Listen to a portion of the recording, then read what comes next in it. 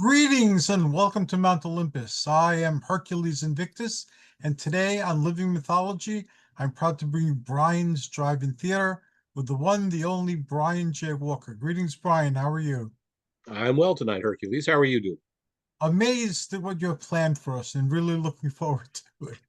Okay, great. I've been doing a lot of viewing this summer. I've been trying to catch a new movie at the theater about every week or so, and I've been trying to catch up on some movies that I've always wanted to see but haven't seen. Um, and there have been a couple of new documentaries, both I believe on HBO Max, that I can't recommend highly enough. The one that I watched most recently was Mariska Hargitay's My Mom Jane, and it's about her mother Jane Mansfield and her relationship um, with her mother. When Jane Mansfield died, Mariska was probably about 3.5 years old. She was very young and has no recollection of her mother, essentially, because she was so young. And that's what the documentary is about. It's about, her, the stages, I guess the stages of grief, really, that she went through, not having, her mother, there with her. And, Jane Mansfield's death was like her life. It was sensational. It was, Yes. it was in the newspaper for days. It was like somebody had shot, John F. Kennedy all over again. It was a huge story, even though at the time her mother's career was really on the downside. She wasn't making movies. She hadn't made a movie for like a year or so before she passed away. She was doing nightclub appearances and opening a lot of supermarkets and department stores, which she did a lot of in the mid 60s. Um, those personal appearances paid the bills, and they actually paid fairly well. But it was a lot. Jane Mansfield had 5 kids, and she typically kept her kids with her. So if she had to travel, oftentimes they had to travel. And I was just kind of blown away by Mariska Hargitay's ability to kind of tell the whole tale of how she saw her mother, and at one point she was very embarrassed by her mother's I guess presence, because like I said, Jane Mansfield was sensational. I mean, she was she made a big splash at the beginning and was going to make one her entire life, no matter what. And she did. She didn't. I'm willing to say that she was not a great actress. Um, I think she, could have been better depending on the material that she got. Um, she was an actress who sort of transformed herself for the screen. She even had a screen voice that she typically did not use otherwise. She had a very the screen voice that she used was very breathy, kind of a Marilyn Monroe imitation, and just in a completely different register, from the way she actually spoke. And there is a ton of footage regarding Jane Mansfield and her family.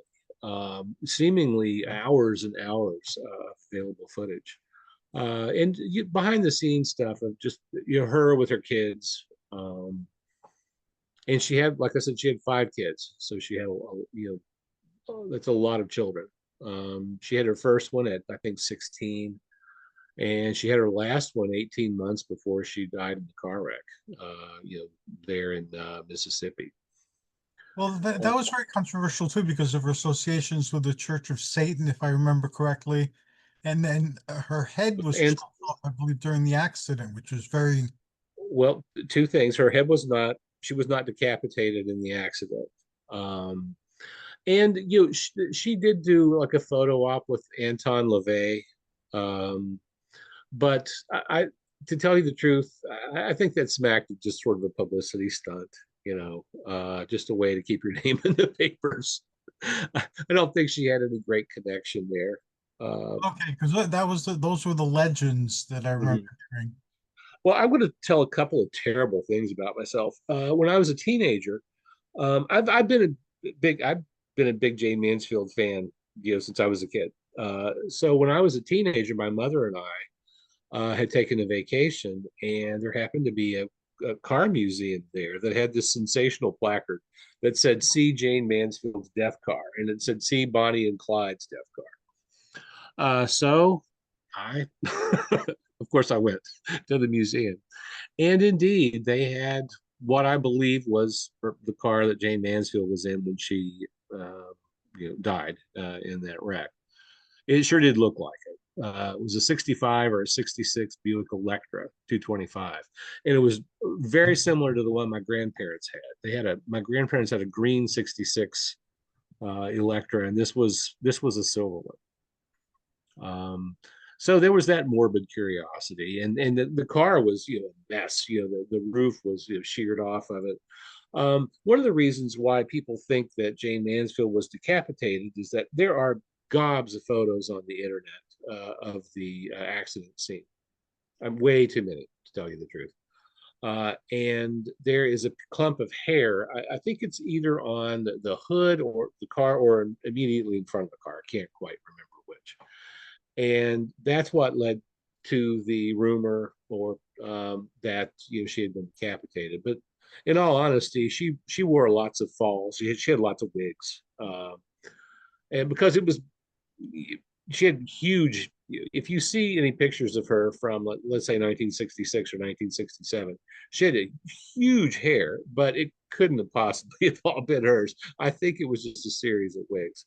But from what I have read, she was buried intact, so she was not decapitated.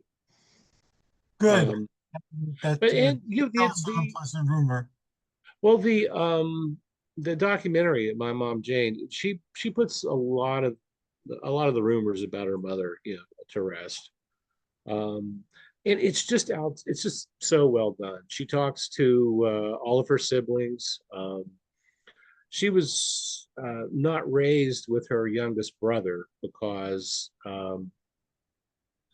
her last name's Hargitay. So Jane Mansfield and Mickey Hargitay, whom we've talked about in Sword and Sandal Cinema, Right. had three children together. But Jane Mansfield had a daughter by her first husband when she was about 16 years old.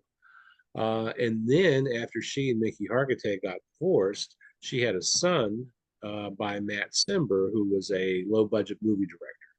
In August, just like about 6 weeks after I was, so it was in 1965. Um, so she wasn't raised with the youngest, member of Jane Mansfield's family because his father took him at the age of about 18 months. But Mariska Hargitay was raised by Mickey Hargitay and his third wife. He got married about a year, maybe not quite a year after Jane Mansfield died in that car wreck. Now, they had been divorced since 1964 or 63, actually, 1963, actually. Um, and part of, well, the elephant in the room for the documentary is that it's kind of an open secret that Mariska Hargitay was not Mickey Hargitay's biological daughter.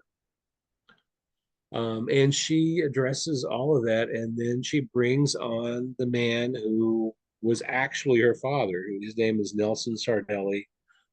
He's an Italian.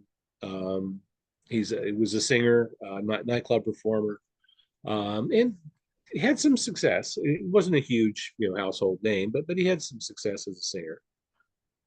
He's still alive, by the way. He's about 90 years old, and she talks to him during the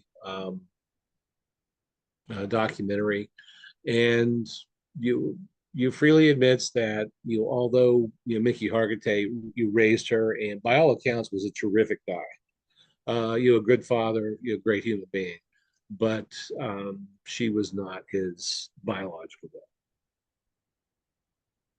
So a lot of that is her coming to terms with all of that because she had no idea until she was an adult and then you kind of heard a rumor about her parentage, and that would be a terrible way to find out, about something like that.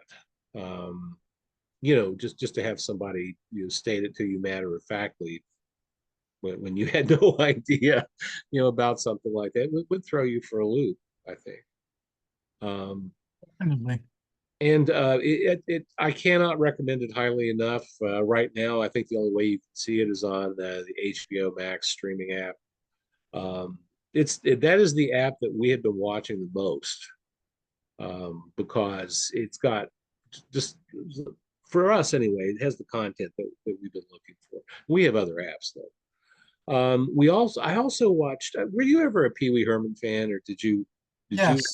Okay, me too. From the first time I ever saw him in one of Cheech and Chong's movies, I've really liked Paul Rubens a lot. You And saw him yesterday in What We Do in the Shadows, which is a vampire. yeah, Series. Yeah, mhm, he replayed a vampire there. He also played a vampire in Buffy, I believe, he the did. Vampire Slayer. Hmm. Well, anyway, the documentary about him is called Pee Wee Herman as Himself. And it came out earlier this year. I can't remember which app it's on. I don't know if it's on HBO Max or Peacock or Paramount. It might be Paramount, but I can't quite remember. It's hard to keep all this straight, it's a very long documentary. It clocks in at almost 3.5 hours. Wow. And so it's in two parts, at least on the streaming service that we watched it. Um, and the thing that surprises me the most about it is that the documentary itself does a really good job at showing just how complex Paul Rubens was. There's nothing simple or easy about doing that documentary.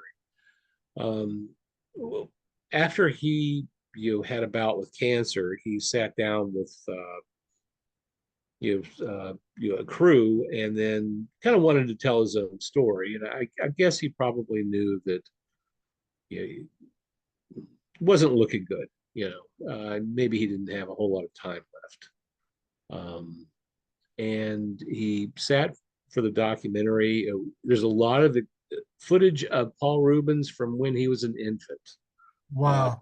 His parents were, I'd say, upper middle class, and they had an 8 millimeter camera. So I mean, there's a lot of early footage of him, and into the 70s, when he first.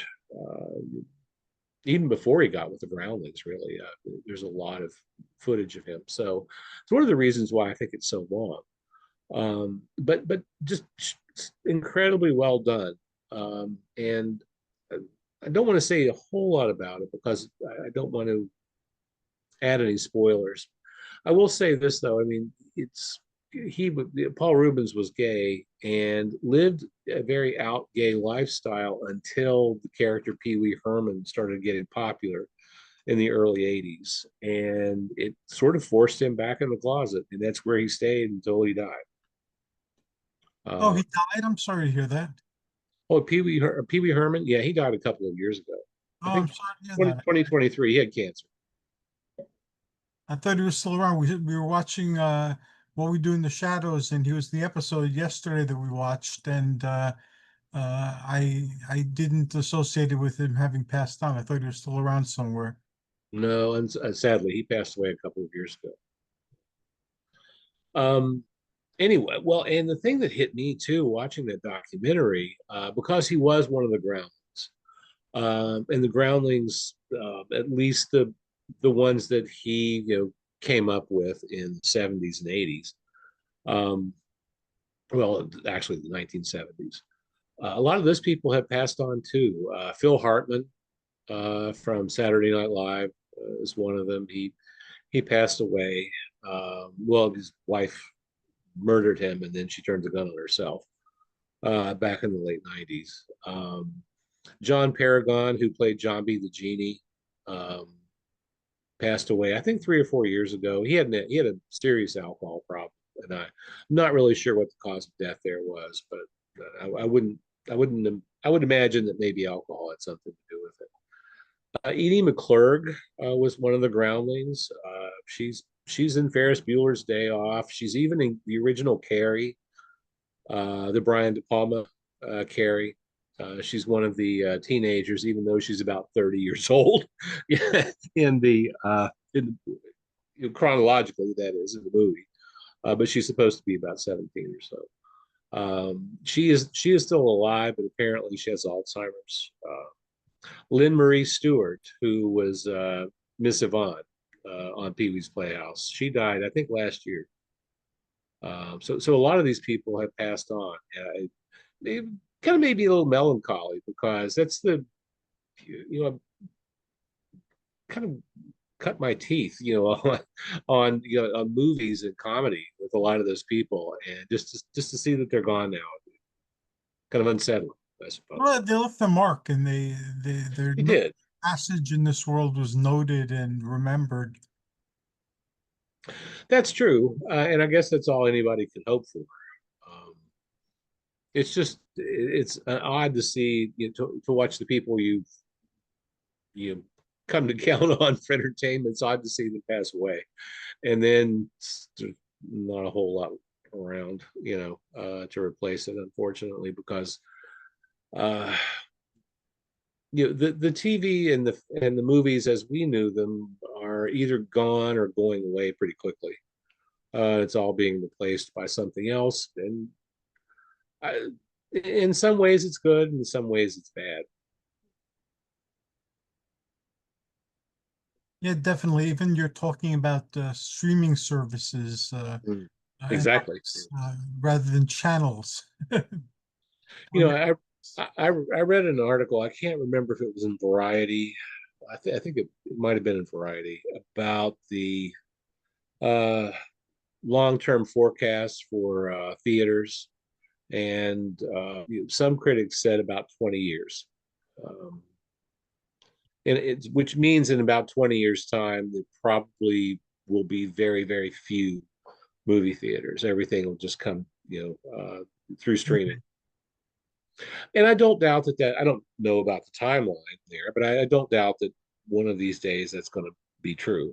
Um, I just kind of hate facing that reality, I suppose. I like I don't always want it, but oftentimes I do want that communal aspect of going to a movie and seeing a movie with other people and getting together with your friends to go out and see a movie. Um, I guess you can do that at home, but I think it's less likely that you'll do it at home. To Yeah, get together. like coming out soon are Superman and the Fantastic Four. Ooh, I really want to see the Superman movie in particular. I Yeah. want to see the Superman movie and the Fantastic Four, but a handful of years ago it would have been, ooh, let's have a date night. We'll go see the movie. Yeah. We'll Mexican food. We'll make it a day, a special day. And now it's like, well, do I really want to go, see it in the theater? And why don't I just wait a month and they'll be able to stream it, or I can wait 2 months and have it on DVD or Blu-ray. If if you're flexible, and meaning old like I am, and you don't mind going to see a movie at noon on Tuesday, you can get some pretty good deals there. I mean, our local AMC on Tuesdays and Wednesdays is running a 50% off sale. And that also goes for some of the concessions as well. Um, so I was, kind of impressed by that. Now, I looked to see if there was anything on today. I can't go tomorrow because I'm going to be on the road. And I didn't really see anything that intrigued me that I haven't already seen. Um, so that wasn't going to work. A friend tried to talk me into going How to Train Your Dragon, going to see that. And I was like, no. It gets really good reviews. I thought the cast looked good. You have Gerard Butler, but it's just not my kind of movie. Right. It's just not what I'm looking for. Now, I might watch it and love it. Who knows? But it just didn't reach out to me, and it's not a movie that I want to spend by 650 or how much ever the discount is on Tuesday at the local AMC theater. But some of the movies, rather than paying like 20 to 25 bucks through Amazon to stream, sometimes it's actually cheaper for us to go to the theater. Yes. Feel like half the price, really. And if it's a movie that I love and I want to watch again, well, great, I can stream it, from Prime or wherever it appears. Um, but otherwise, if it's one and done, if I'm going to watch it and then never watch it again, sometimes it's actually cheaper to go to the theater. And if I can meet some friends there, more's the better. If we can all get together, have dinner beforehand, and then go see a movie, it's fun. And there again, it gets us out of the house. Yes. Mhm. Makes it a day. And we've been trying to go to the drive-in this summer, and it either rains like 4 inches, in half an hour, or it's 90 degrees at 9 o'clock at night. Yes. So we haven't been yet. Uh, we might actually get to go when we're going to be up in Lake Michigan, up on Lake Michigan starting on Saturday. And there's a drive-in in Muskegon, Michigan that we might try to hit. I'm not really hopeful that it's going to be that much cooler up there because it's kind of hot everywhere right now. Well, Superman comes out this weekend, I think. So I think it does, yeah. that's Superman. Yeah, they've ramped up the advertising too. Uh, the most the two most recent movies that I've seen, and both have been horror films, are Bring Her Back, which is an Australian horror film that I thought was particularly well done. It's one that I would actually like to see again. It's a nail biter though, and it grabs you from the very beginning. It's about um, this boy and this girl. They are um, they're either brother and sister or half brother and sister. I think they're just half brother and half sister. I think. Yeah, and as a matter of fact, that is. I've already forgotten plot points. Well, anyway, through a sort of through something that happens in the movie, they are orphaned, and they go to live with this foster mother who is just a horrible, horrible person. That's the whole movie. I don't want to add anything else in beyond that, but it is just very well done. I've seen a few Australian and New Zealand horror films over the last couple of years, and I've really been impressed by them overall. They've been very good. And Bring Her Back, I loved. I can't recommend it highly enough. I'm sure it'll hit streaming pretty soon. Without getting too spoilery, since you don't want to seem to do that, is it about returning someone from the dead or returning someone to a situation or a place? Well, in Bring Her Back, Yes. um, no, these two foster, um, these two underage, kids in foster care. One of them is 17, he can drive, and his younger sister is probably like 12 or something like that. Um, they get put into a foster parent situation, and this woman who is their foster parent tortures them. Oh, And little by little, bit by bit, and then she just starts ramping it up. So that's sort of the plot of the movie, um, and just very well done. Now we also watched 28 Years Later, which I thought was a really good movie. I will say this, having watched 28 Days Later right before we went to see 28 Years Later, they're two very different movies.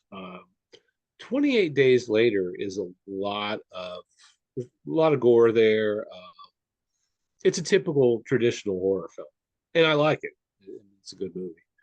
Um, but 28 Years Later, um, there's there's more to it than just like a traditional apocalyptic zombie slash horror film.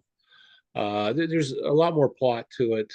Um, It has some really good actors in it.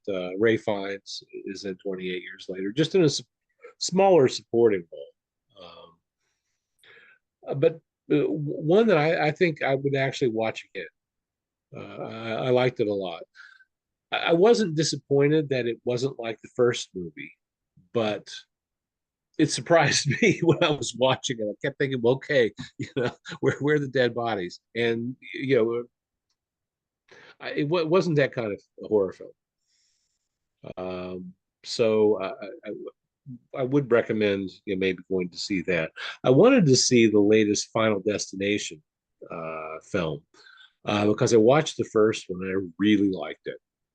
Um, and the first Final Destination, which is now a 25-year-old movie, involves these students who were going to go on a trip, and one of them freaks out right before the plane's supposed to take off. He has a premonition that the plane's going to explode, and he freaks out and he's pulled off the plane. Some of the other students with him leave the plane, and some of the teachers also leave the plane, and then it takes off and blows up.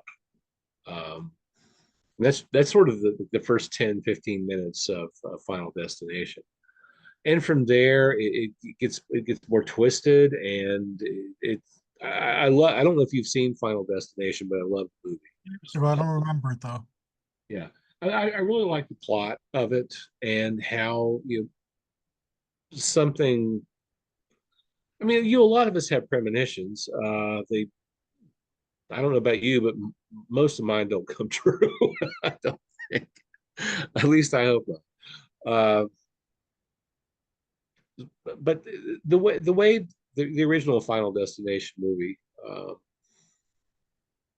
eh, the story that it tells, I suppose, I really like the way it unfolded. And like you, it's an old movie, so rewatching it for me was very helpful because I wanted to go see the new one, and something happened and we couldn't go see it. Actually, we were going to go see it at the drive-in, and it was just boiling hot last weekend, and with humidity to match, I just didn't think it was a good time to go. Is this a remake or a continuation? It's a continuation. There's several Final Destination movies. If I remember correctly, one of them, if not the first one, was something bad would happen to the people who missed. They were supposed to be on the plane and they somehow cheated destiny, and bad things happened to them like one by one. Oh, okay, so Correct. corrected. That's it. Okay. Yeah, that's the movie, and it's a fun movie too. And I hope to see the most recent installment of it when it hits streaming, or if I ever get up to the drive-in. But like I said, right now there are two drive-ins that I can pick from here. One's in Brownsville, Pennsylvania. The other one is in Mount Pleasant, Pennsylvania. They're both about the same distance from me. Brownsville's bigger. It has more screens.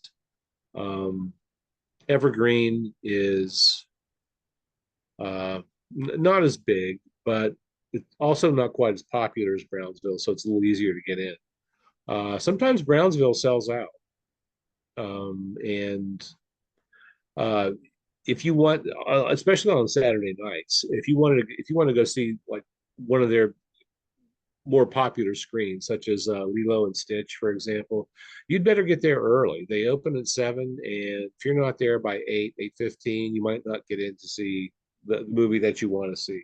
Hmm. Um, Unfortunately, when I was a kid, drive-ins were open 7 days a week, pretty much, Right. and they aren't here anymore. Here, they're usually open, let's say Friday through Sunday. A couple of them will do longer hours certain days of the week. But last week, for example, Brownsville was open, I think 5 or 6 days in a row, but that's pretty rare for When we them. lived in Pennsylvania, we had drive-ins. They used to be open pretty much on the weekends. Mhm. The weekends during the daytime, they'd have things like flea markets going on, uh, and then at night they'd show the movies. Yeah, but they just it's another indicator that theater attendance is going down, sadly. That is a shame. These are because these are more than just movies or places to watch movies. They're cultural institutions, and they have a lot of life experiences tied into them, and make for notable memories that you treasure forever. So it's very sad to see them go. It is. Now, I'm thinking that it might not be within my lifetime, because a few of the films that I've seen over the last year have been very well attended. Um, and I typically go during days that I think that there's going to be a smaller crowd, quite honestly. I usually go middle of the week, let's say Tuesday or Wednesday, sometimes late afternoon or early evening, when there just aren't very many people around. And I've been surprised at how many people have been in the theater. When I saw it 28 years later, I would say the theater was probably half to three-quarters full. And I saw it on a Tuesday, so that kind of surprised that there would be that many people there, on a Tuesday. But when we went to the theater when I was a kid, sometimes it was hard to find a place to sit. And that's kind of the segue that I want to use to go into talking about summer blockbusters. Um, Everybody seems to agree that the first big summer blockbuster was Jaws. Um, I might beg to differ with that because I can remember some must-see, summer movies, certainly before Jaws came out. But Jaws does have some of the earmarkings of a summer blockbuster. Some things that were new at the time. For one thing, Jaws was marketed differently than a lot of movies were in 1975. Um, they did a lot. They did a long lead up in terms of marketing the movie. They did promo on it for months before it came out in June of '75. As a matter of fact, I had a Jaws T-shirt as a kid. It was one of the first movies that I can ever remember spawning, that kind of,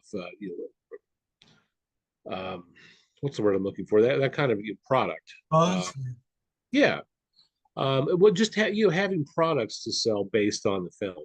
Um, it's just not something you saw much before Jaws. Now it's kind of a given. I mean, Lilo and Stitch, they've got all kinds of marketing. They're popcorn buckets for a lot of the bigger films, like the latest Jurassic Park film.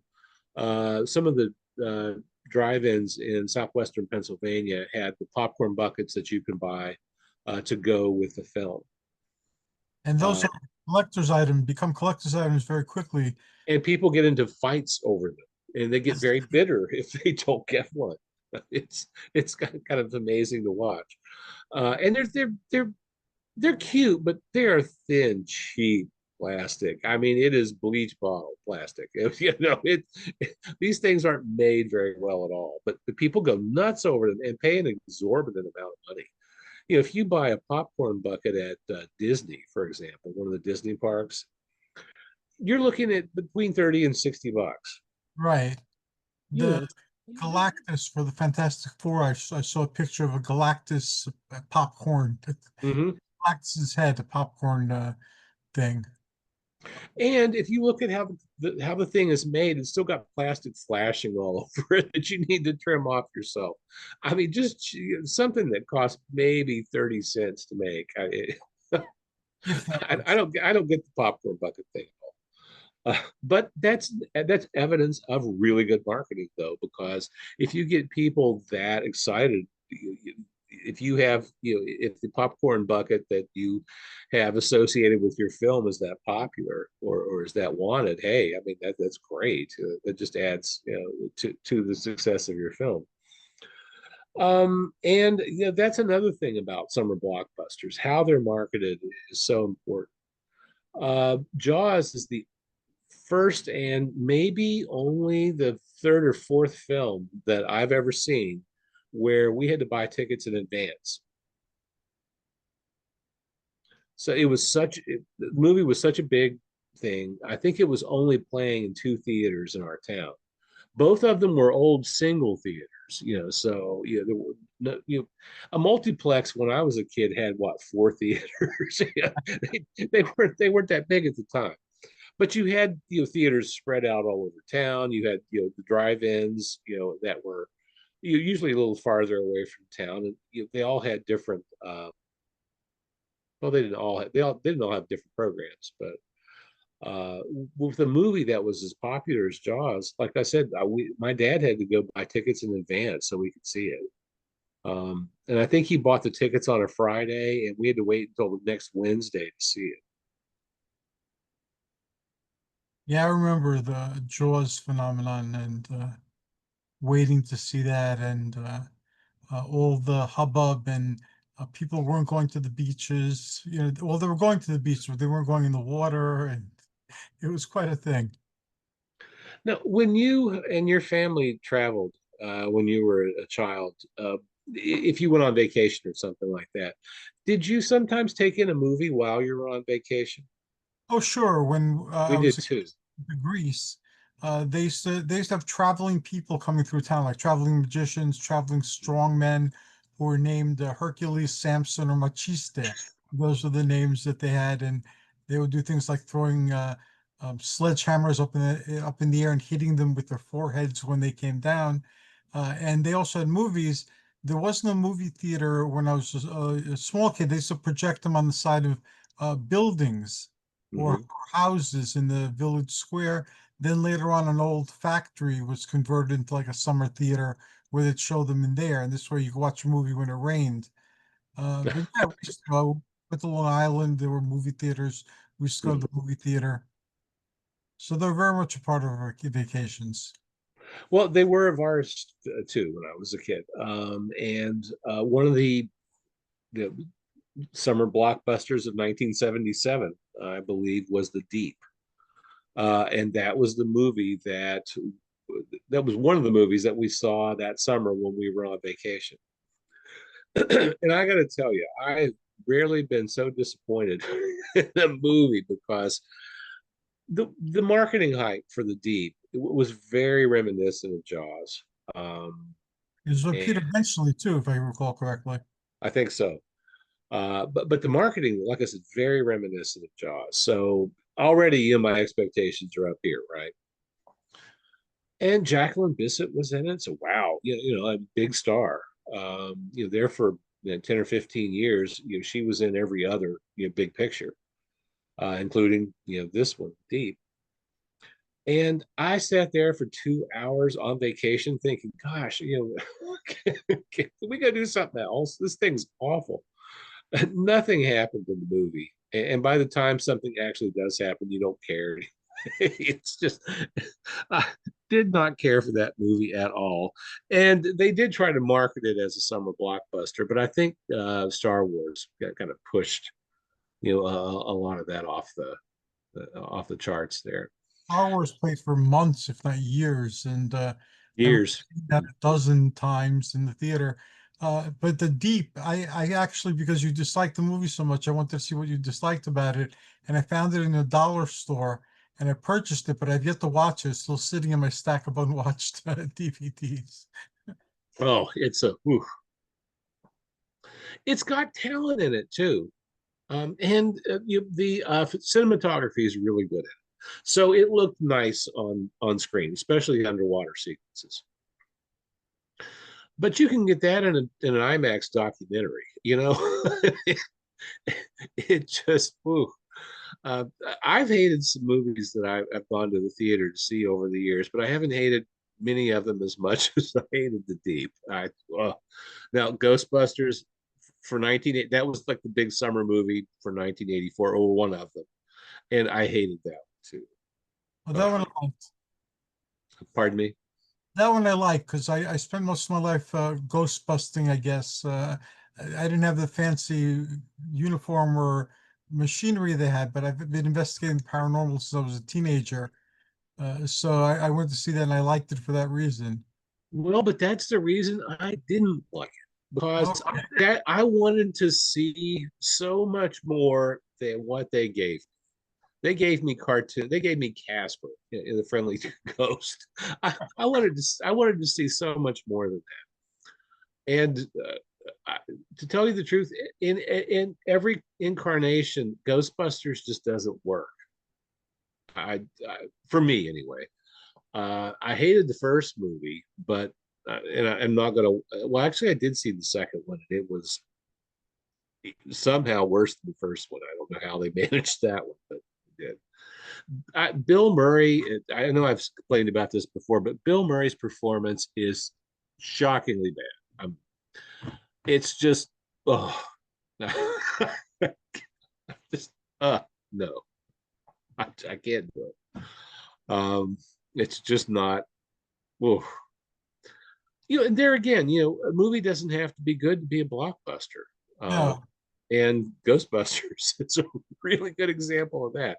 Another one that was a blockbuster that I don't think is a good movie, although it gets good reviews, is The Omen. Yes, Uh, the only once, and the Ghostbusters. I haven't seen the new ones. They tried to bring it back. I think there were two new movies. I haven't seen either of them yet. yeah, I just The Omen I haven't watched for years. I saw it in the theater when I was a kid. I was probably 10 or 11 years old. And it's not that it's a horrible movie, but it's not a very good movie either. One thing I will say about Jaws, which a lot of people seem to consider the first blockbuster, it's a great movie from start to finish. It sucks you in the very beginning. It's tight. It's well acted. Jaws only has three big actors in it. Everybody else is, kind of minor. It's Richard Dreyfuss, Robert Shaw, and Roy Scheider, and they're all just fantastic, in the film. And the film, they spent money on it, but it not like they do today. I think Jaws cost about $7 million to film, and a lot of it was because of the mechanical shark and the trouble that they had with it. So that made them that made some budget overruns for it, but what you see on screen, even though the shark didn't work the way it was supposed to be animatronic, it didn't work the way it was supposed to. They ended up having to move the jaws on the thing by hand because it wouldn't work. And it still looks fabulous on screen. And I think one of the reasons this movie works so well is that you just get glimpses of the shark because of that, because it didn't work very well and it didn't always look great. But if you see the finished product, the movie is just spectacular. I mean, it looks fabulous, on screen. If you look at some of the still pictures with Spielberg and some of the crew, yeah, the shark doesn't look great at all.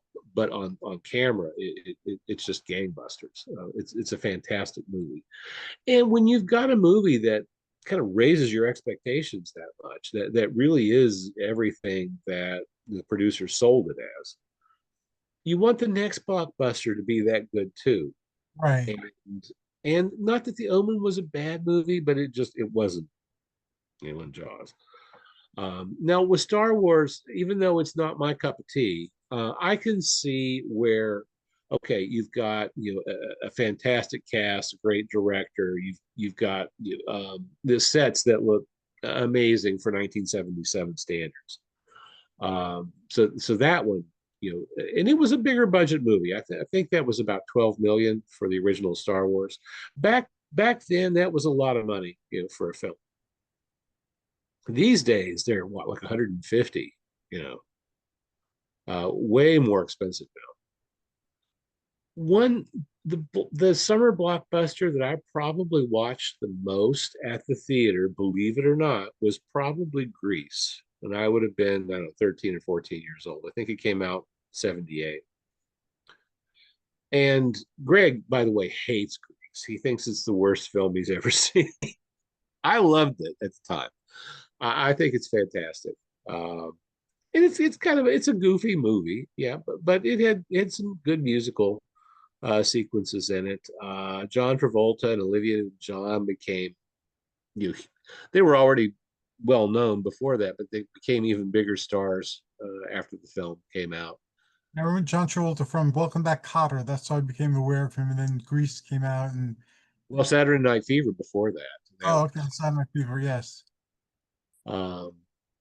but yeah, I think I saw Grease 3 or 4 times that summer in the theater. I saw it often, and I was a Super 8 millimeter kid, so I had projection equipment. I had movies.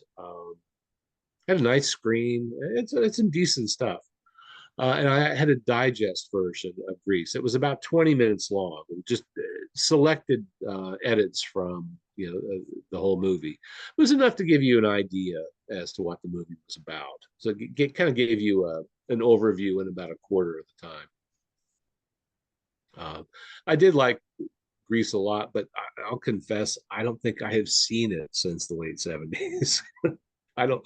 I think I saw it and then I got it out of my system. Some things Uh, don't age well. yeah, Um, another summer blockbuster that I loved was Raiders of the Lost Ark. I Yes. what an incredible movie. Now that was a bigger budget film. That was about $20 million, and back then that was all the money in the world. And another Spielberg film. And up until the '80s, I was on board with Spielberg. One of my favorite movies is Duel, uh, with oh shoot, I almost called him McLeod. Dennis Weaver. Duel was a TV movie, and I probably have seen that movie 20 times, and I think it's just brilliant. Very tiny cast. Most of it's just Dennis Weaver, and a truck driver that you can't see. It's suspenseful. It keeps you on the edge of your seat. Most of the movie keeps you guessing too. Uh, just extremely well done, and done on a budget because it was a TV movie. So when he did have big money, like he did with Raiders of the Lost Ark, here I think he spent it very well. Uh, just a fantastic movie. There again, I've probably seen Raiders 20 times. It doesn't get old. I think it's just extremely well done, well acted, well scripted, shot well, uh, just terrific. Unfortunately, Spielberg followed that up with another movie that I detest, and another blockbuster that I don't like, which is E.T. the Extraterrestrial. Um, Yeah, a lot of people don't like that movie. I didn't care. I didn't care or not care for it. It was okay. A lot oh, of people I know hated that movie. I'm one of the people who hated it. The product placement in it was just sickening. They just slap you in the face with it. The Reese's Pieces, the Speak and Say toy that's in it, all that crap. Ugh. And then you get to the extraterrestrial, and it's just this thing. I mean, it's they dumbed it down to the point where it's a Muppet, and I just it was more like a puppet show than anything else. And it really wasn't what I was expecting to see, aliens, not this thing that was modeled after a Himalayan cat. That's where they got the face from. It was a Himalayan cat. It's what I read anyway. Himalayan cats are beautiful. The ET is kind of ugly. At that point, we're going to start wrapping up the conversation. I just looked at the clock, but Okay. Uh, um, well, I guess my whole point here is that summer blockbusters are great. They're usually big budget affairs, but go into them with reduced expectations, and usually you'll be entertained pretty well. But if your expectations are like mine, and sometimes they're up here, well, it's probably not going to turn out too well. with me, Kramer versus Kramer killed my going into movies expecting something that was advertised to death, and everyone was looking so forward to seeing it, and I went and saw it, and I wasn't impressed at all. It's I went to see it because my parents were getting divorced around the time that movie came out. So I went to it, I guess, as a sort of a therapy or something like that, and walked out of it thinking, "Gosh, it's not like that at all." My experience was very different from, you know, fortunately. Well, I don't know. The sanitized Hollywood version looked better, quite honestly. But yeah, and that's a movie that I only saw that one time. I've never gone back and watched it again. It just didn't like it didn't ring true for me. Now, I've been privileged to be part of Brian's Drive-In Theater for over a quarter of a century in its incarnations, which are all still there. They're all still alive, well, thriving, and evolving. How can people find you and find the Drive-In Theater? Well, I am working on the drive-in every day. And if you visit briansdriveintheater.com, come in and take a look at the different actors that I've got profiled. Also, see what the movie of the day is. I've been accused of running too much horror lately, but that seems to be what gets the hits. If I run film noir, I don't get very many hits. I haven't run any Peplum films, which I need to do pretty soon because those are usually pretty popular as well. If you want to interact with me on social media, I'm still only on Facebook. But if you run a search for Brian's Drive-In Theater on Meta, I will pop up. And the site is very rich in information. There's several books worth of material posted on the site. And it is my sincere hope that one day Brian decides to gather the information into a series of books because it's awesome what's there.